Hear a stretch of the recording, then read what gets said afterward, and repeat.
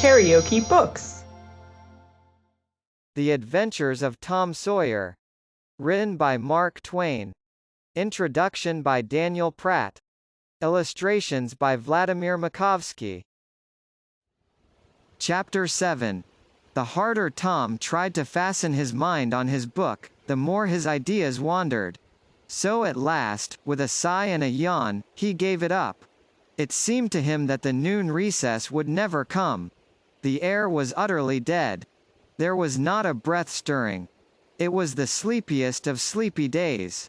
The drowsing murmur of the 25 studying scholars soothed the soul like the spell that is in the murmur of bees. Away off in the flaming sunshine, Cardiff Hill lifted its soft green sides through a shimmering veil of heat, tinted with the purple of distance. A few birds floated on lazy wing high in the air. No other living thing was visible but some cows, and they were asleep. Tom's heart ached to be free, or else to have something of interest to do to pass the dreary time. His hand wandered into his pocket and his face lit up with a glow of gratitude that was prayer, though he did not know it. Then furtively the percussion cap box came out. He released the tick and put him on the long flat desk. The creature probably glowed with a gratitude that amounted to prayer, too, at this moment, but it was premature. For when he started thankfully to travel off, Tom turned him aside with a pin and made him take a new direction. Tom's bosom friend sat next him, suffering just as Tom had been, and now he was deeply and gratefully interested in this entertainment in an instant. This bosom friend was Joe Harper. The two boys were sworn friends all the week, and embattled enemies on Saturdays. Joe took a pin out of his lapel and began to assist in exercising the prisoner. The sport grew in interest momently. Soon Tom said that they were interfering with each other, and neither getting the fullest benefit of the tick.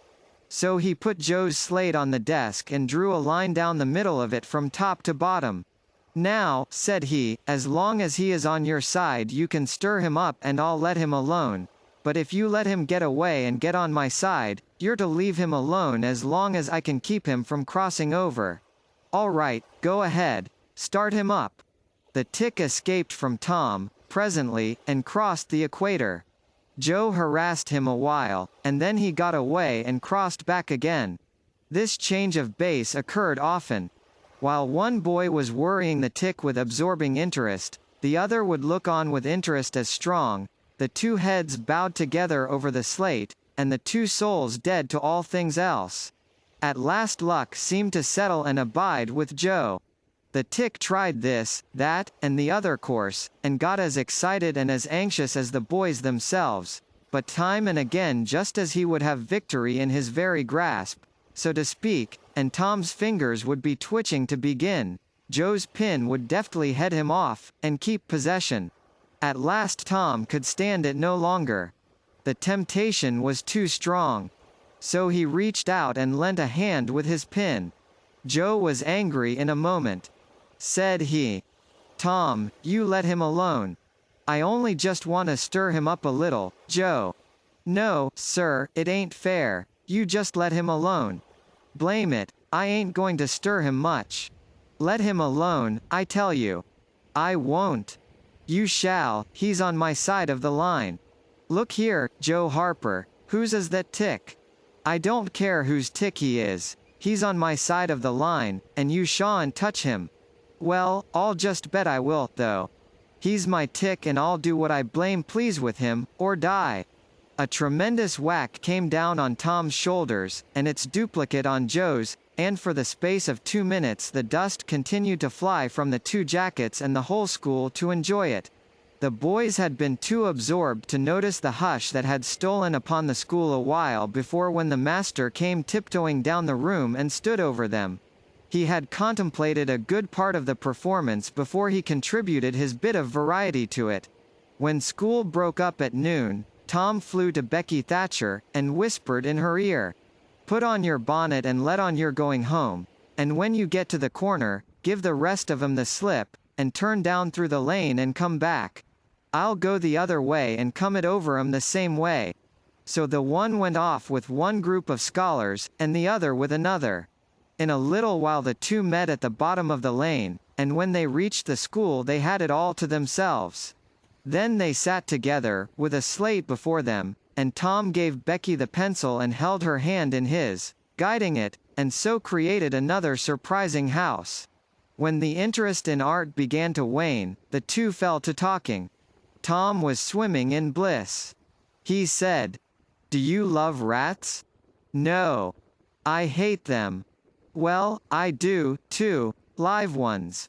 But I mean dead ones, to swing round your head with a string.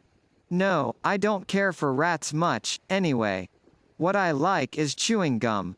"Oh, I should say so. I wish I had some now." "Do you?" "I've got some. I'll let you chew it a while, but you must give it back to me." That was agreeable, so they chewed it turnabout, and dangled their legs against the bench in excess of contentment. "Was you ever at a circus?" said Tom. "Yes, and ma pa going to take me again some time, if I'm good. I been to the circus 3 or 4 times, lots of times. Church ain't shucks to a circus. There's things going on at a circus all the time. I'm going to be a clown in a circus when I grow up." "Oh, are you? That will be nice. They're so lovely, all spotted up." "Yes, that's so. And they get slathers of money, most $1 a day, Ben Rogers says." "Say, Becky, was you ever engaged?" "What's that?" "Why, engaged to be married." "No. Would you like to?" "I reckon so. I don't know. What is it like?" "Like? Why, it ain't like anything. You only just tell a boy you won't ever have anybody but him, ever ever ever, and then you kiss and that's all. Anybody can do it." "Kiss? What do you kiss for?" "Why, that, you know, is to, well, they always do that."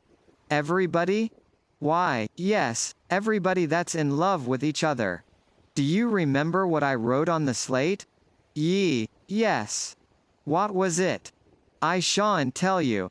"Shall I tell you?" Yes, but some other time." "No, now." "No, not now, tomorrow." "Oh, no, now." "Please, Becky, I'll whisper it ever so easy." Becky hesitating, Tom took silence for consent, and passed his arm about her waist and whispered the tale ever so softly, with his mouth close to her ear. And then he added, "Now you whisper it to me, just the same." She resisted, for a while, and then said, "You turn your face away so you can't see, and then I will. But you mustn't ever tell anybody, will you, Tom? Now you won't, will you?" "No, indeed I won't." "Now, Becky." He turned his face away. She bent timidly around till her breath stirred his curls and whispered, "I love you." Then she sprang away and ran around and around the desks and benches, with Tom after her, and took refuge in a corner at last, with her little white apron to her face. Tom clasped her about her neck and pleaded, "Now, Becky, it's all done, all over but the kiss. Don't you be afraid of that, it ain't anything at all. Please, Becky." And he tugged at her apron and the hands. By and by she gave up, and let her hands drop. Her face, all glowing with the struggle, came up and submitted. Tom kissed the red lips and said, "Now it's all done, Becky. And always after this, you know, you ain't ever to love anybody but me, and you ain't ever to marry anybody but me, ever never and forever. Will you?" "No, I'll never love anybody but you, Tom, and I'll never marry anybody but you, and you ain't to ever marry anybody but me, either." "Certainly. Of course. That's part of it. And always coming to school or when we're going home, you're to walk with me, when there ain't anybody looking, and you choose me and I choose you at parties, because that's the way you do when you're engaged. It's so nice. I never heard of it before. Oh, it's ever so gay. Why, me and Amy Lawrence." The big eyes told Tom his blunder and he stopped, confused. "Oh, Tom. Then I ain't the first you've ever been engaged to." The child began to cry. Tom said, Oh, don't cry, Becky, I don't care for her anymore. Yes, you do, Tom, you know you do. Tom tried to put his arm about her neck, but she pushed him away and turned her face to the wall, and went on crying. Tom tried again, with soothing words in his mouth, and was repulsed again. Then his pride was up, and he strode away and went outside. He stood about, restless and uneasy, for a while, glancing at the door, every now and then, hoping she would repent and come to find him. But she did not. Then he began to feel badly and fear that he was in the wrong. It was a hard struggle with him to make new advances, now, but he nerved himself to it and entered. She was still standing back there in the corner, sobbing, with her face to the wall. Tom's heart smote him. He went to her and stood a moment, not knowing exactly how to proceed. Then he said hesitatingly, "Becky, I don't care for anybody but you." No reply, but sobs. Becky, pleadingly, "Becky, won't you say something?" More sobs. Tom got out his chiefest jewel, a brass knob from the top of an andiron, and passed it around her so that she could see it, and said, "Please, Becky, won't you take it?" She struck it to the floor. Then Tom marched out of the house and over the hills and far away, to return to school no more that day. Presently Becky began to suspect.